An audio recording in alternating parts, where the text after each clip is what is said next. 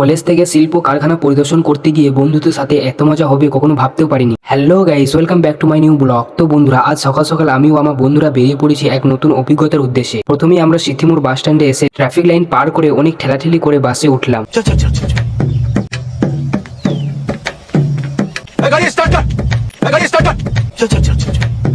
বাসে চেপে সিটে বসে দেখি চারিদিকে শুধু আমার বন্ধুরাই বসে রয়েছে। মনে হচ্ছে যেন আমরা পুরো বাসটা বুকিং করে নিয়েছি। এরই মধ্যে পরের টোপেস থেকে আরেক বন্ধু উঠে পড়লো। আসলে একসঙ্গে সবাই প্ল্যান করে বেরোলে যা হয়।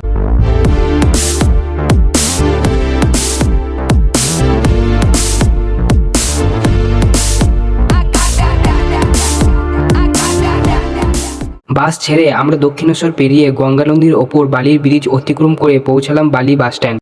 এখান থেকে শুরু হলো আসল ডিবেট। কেউ বলছে বাসে যাওয়াই ভালো, আর আমরা বলছিলাম ট্রেনে গেলে আরো তাড়াতাড়ি পৌঁছানো যাবে। তাই বেশিরভাগ বন্ধুরা বাসে করেই পুরোটা যাবে, আর আমরা এখান থেকে ট্রেনে করে যাব।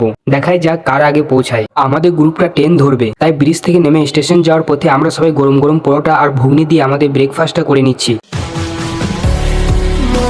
ব্রেকফাস্ট করার পর রাস্তার ধারে দোকানগুলো দেখতে দেখতে আমরা বালি স্টেশনে এসে 3 নম্বর প্ল্যাটফর্মে দাঁড়িয়ে অনেকক্ষণ অপেক্ষা করার পর অবশেষে ট্রেন এলো। ভিড়ের মধ্যে ঠেলাঠেলি করে উঠে পড়লাম।